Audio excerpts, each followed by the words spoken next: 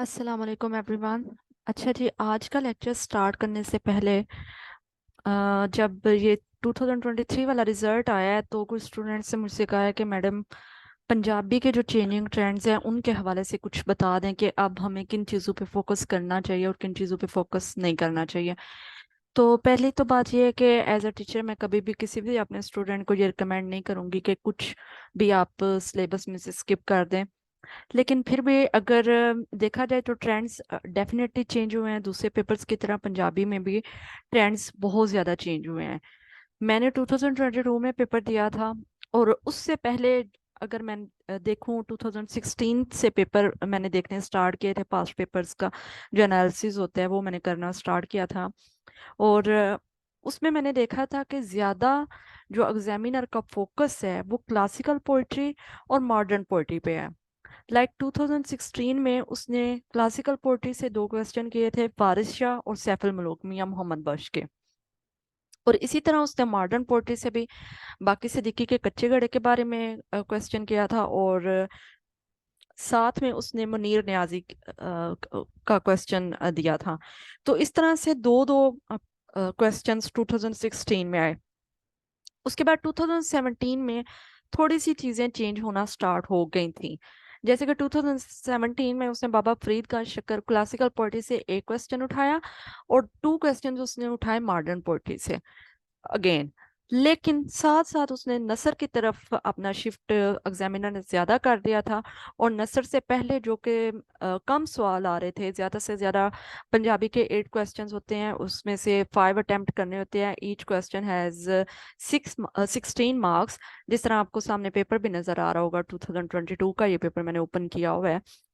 तो उसमें देखा गया कि 2017 वाले पेपर में कि पहले जो 2 से 3 क्वेश्चंस जस्ट आते थे सारे नसर के पोर्शन से, उसमें क्लासिकल, मॉडर्न, नसर और असनाफे अदब और पंजाबी दी तारीख, वो सारी चीजें और परख पड़चोल, सारी चीजों में से वो जस्ट 2 से 3 क्वेश्चंस करता था। लेकिन अब उसने इस पोर्शन को ज्यादा करना स्टार्ट कर दिया था। तकरीबन 4 क्वेश्चन हमने देखा कि 2017 में उसने नसर के पोर्शन से दिए। मूविंग ऑन टू 2018, तो अगेन उसने क्लासिकल पोइट्री पे उसने ज्यादा फोकस किया और 2019 में फिर आप कह सकते हैं कि असल चेंज जो है वो 2019, 20 और 21 से आना स्टार्ट हो गया था, जब उसने क्लासिकल पोइट्री और मॉडर्न पोइट्री दोनों से एक एक क्वेश्चन देना स्टार्ट कर दिया था। 2021 तक यही रहा। एक ही क्वेश्चन वारिस शाह क्लासिकल पोइट्री से दिया और एक पीर फजल गुजरात मॉडर्न पोइट्री से दिया। उसके बाद ये आ जाता है 2022 का पेपर, जिसको मैंने भी अटेम्प्ट किया और इसमें बहुत अच्छे 80+ मार्क्स लिए। आल्दो मैंने इसको किसी से जो है वो इस तरह से पढ़ा तो नहीं था, हाँ मैंने इवेलुएशंस मस्ट करवाई थी। तो क्योंकि मेरा ये था कि मेरी पंजाबी इमला ठीक हो और उसमें अटेम्प्टिंग टेक्निक्स जो है उनका मुझे सही से पता चल जाए। तो उसमें देखा मैंने 2022 में के पेपर में ये बात बिल्कुल डिफरेंट हो गई थी कि उसने, आई गेस ये 2023 का पेपर ओपन है, नहीं 2022 का ही है। देखा जा गया कि उसने एक ही क्वेश्चन दिया क्लासिकल पोइट्री से और एक ही मॉडर्न पोइट्री से। लेकिन उसने क्या किया, क्लासिकल पोइट्री के दो शायरों को इकट्ठा कर दिया। दो शायर हजरात उसने एक ही क्वेश्चन में दोनों का पूछ लिया और इससे पहले कभी इस तरह का क्वेश्चन नहीं था देखा। क्योंकि एज एन एस्पायरेंट आप ज्यादा से ज्यादा 4 साल या 5 साल या 6 साल के ज्यादा से ज्यादा पेपर चेक करते हैं।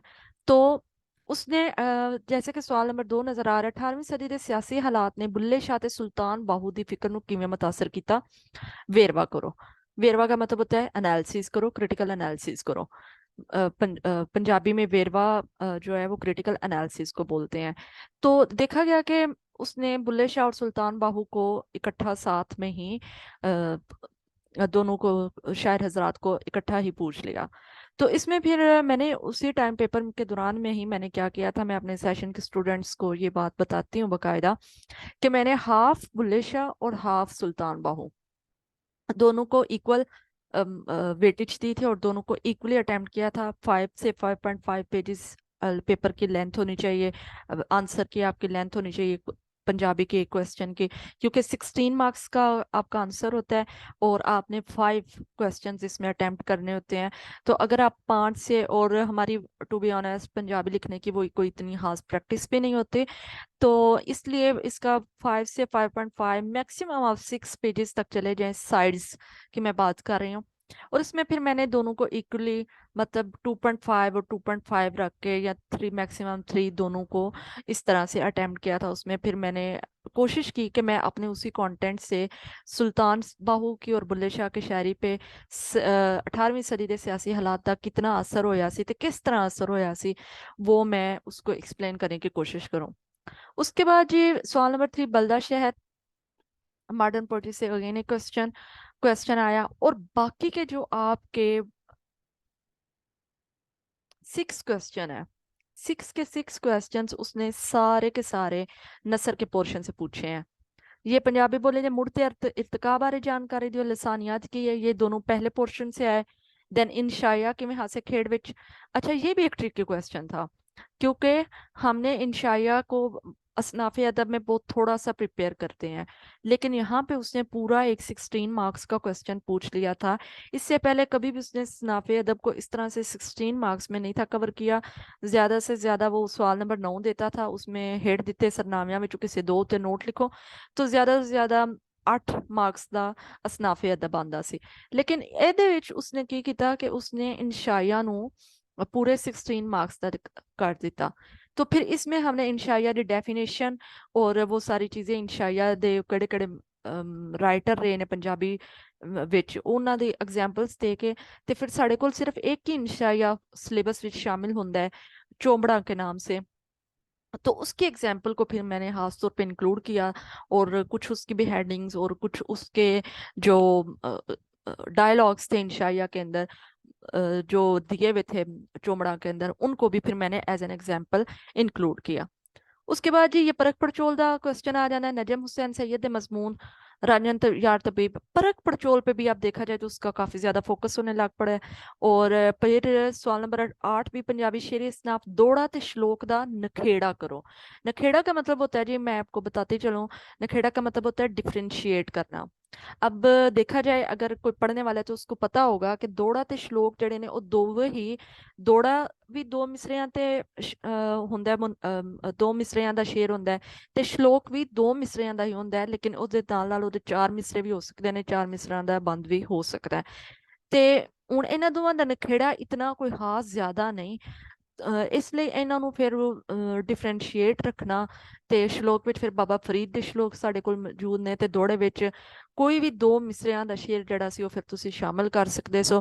ਲੇਕਿਨ ਇਹਨੂੰ ਫਿਰ ਪੇਪਰ ਦੇ ਦੌਰਾਨ ਬੈਠ ਕੇ ਇਹਦੇ ਚੀਜ਼ਾਂ ਨੂੰ, ਕੁਐਸਚਨ ਦੀ ਰਿਕੁਆਇਰਮੈਂਟ ਨੂੰ ਪੂਰਾ ਕਰਨਾ ਹਰ ਐਸਪਾਇਰੈਂਟ ਲਈ, ਇੱਕ ਤੇ ਐਗਜ਼ਾਮ ਪ੍ਰੈਸ਼ਰ ਇतना ਜ਼ਿਆਦਾ ਹੁੰਦਾ ਹੈ, ਹਰ ਐਸਪਾਇਰੈਂਟ ਲਈ ਥੋੜਾ ਜਿਹਾ ਇਹ ਮੁਸ਼ਕਿਲ ਕੰਮ ਹੁੰਦਾ ਹੈ, ਔਖਾ ਕੰਮ ਹੁੰਦਾ है। लेकिन मैंने पूरी कोशिश की कि मैं ये दौड़ा और श्लोक का जो उसका नखेड़ा है, डिफरेंसेस हैं जो दोनों में हो सकते हैं, वो बारी बारी लिखने की मैंने कोशिश की। और फिर क्या जाता है, फिर ये वाला क्वेश्चन जो है, हेड लिखे सरनामिया में चूंकि से 2 ऊपर नोट लिखो, ये हमेशा से शामिल रहे, तो इसको फिर 8 मार्क्स का मैंने अटेम्प्ट किया था। तो ये था जी हमारा 2022 का पेपर। अगर हम 2023 का पेपर देखें तो वो इससे भी ज्यादा चेंज आया। क्यों? इस तरह से कि उसने ਜਿਹੜਾ ਪੰਜਾਬੀ ਤਾਰੀਖ ਹੈ ਉਹਦੇ ਵਿੱਚੋਂ 2 ਕੁਐਸਚਨ ਅਗੇਨ ਪੁੱਛ ਲਏ, ਜਿਹਦੇ ਵਿੱਚ ਅਬਦੁਲ ਗਫੂਰ ਕੁਰੈਸ਼ੀ ਸਾਹਿਬ ਦਾ ਲਸਾਨੀਆਤ ਦਾ क्वेश्चन भी शामिल सी, और साथ में पंजाबी बोली तो पिछोकड़ भी शामिल सी। उसके बाद जी फिर उसने परख पड़चोल से सवाल नंबर 4 किया। हाँ, और सिर्फ एक क्वेश्चन पूरा पोएट्री पोर्शन, जिसकी वजह से अक्सर स्टूडेंट्स को ये पंजाबी मुश्किल लगती है।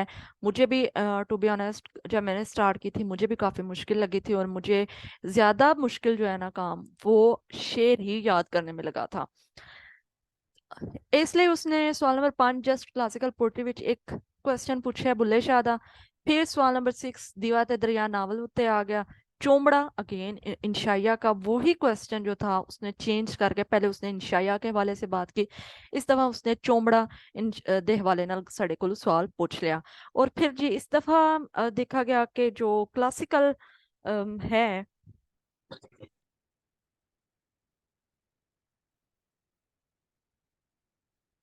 जो क्लासिकल कह सकते हैं आप नसर, एक पुराना नसर है, एक साढ़े कुल मॉडर्न नसर है। तो क्लासिकल नसर में उसने जो है इस दफा सच्ची सरकार अब्दुल करीम समर का क्वेश्चन पूछा। और फिर ये सवाल नंबर 9 जो हमेशा से आता रहा है।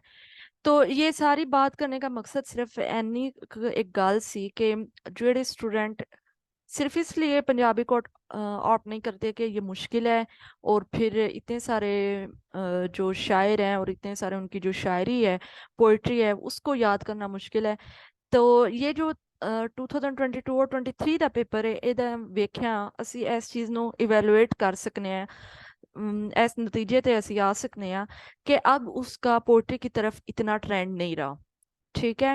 तो मेरे ख्याल से ये एक अच्छी बात है, क्योंकि मेरे ख्याल से, और मुझे खुद भी यही लगा था जब मैंने इसकी प्रिपरेशन की थी, कि पोइट्री ਤੇ ਜ਼ਿਆਦਾ ਟਾਈਮ ਲੱਗਦਾ ਹੈ।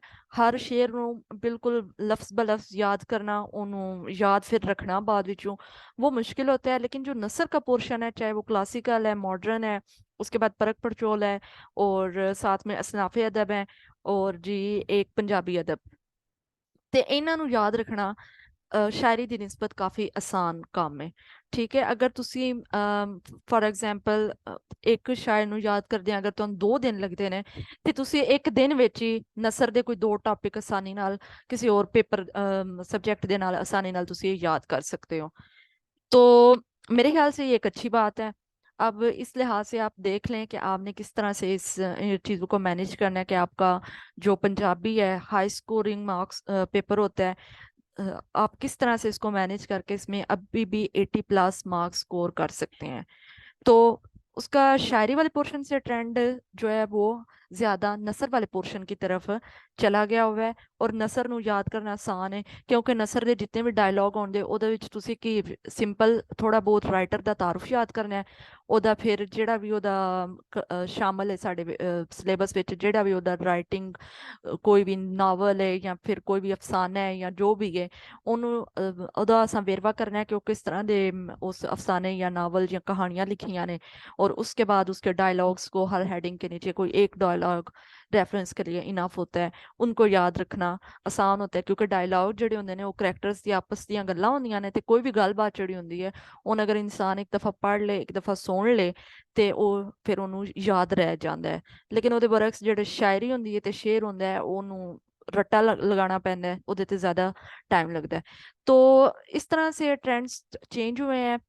आपने जो पोइट्री है उसको बिल्कुल छोड़ नहीं देना, स्किप नहीं कर देना, क्योंकि अभी भी 2 क्वेश्चन कभी एक क्वेश्चन वो पोइट्री से पूछता है। लेकिन बाकी जो है ना वो ज्यादा फोकस अब उसका नसर पोर्शन की तरफ चला गया है। तो होपफुली आप लोगों को ट्रेंड्स की समझ आ गई होगी। बाकी फिर पंजाबी जो होती है इसकी कुछ खास होती हैं अटेम्प्टिंग टेक्निक्स। उन अटेम्प्टिंग टेक्निक्स को फॉलो किया जाए ना, तो 70+ मार्क्स कोई भी एस्पायरेंट इजीली स्कोर कर सकता है। तो सबसे ज़्यादा मैं इस पंजाबी के पेपर में फोकस करती हूँ अटेम्प्टिंग टेक्निक्स पे। और मैं अपने स्टूडेंट्स को भी बार बार यही बताती हूँ कि आपने अटेम्प्टिंग टेक्निक्स को स्किप नहीं करना। जिस तरह से नसर का अटेम्प्ट करने का बताया है, जिस तरह से पोइट्री को अटेम्प्ट करने का बताया है, वो बिल्कुल एज इट इज़ रहना चाहिए। तो होपफुली ये क्लास आप लोगों के लिए हेल्पफुल रही होगी।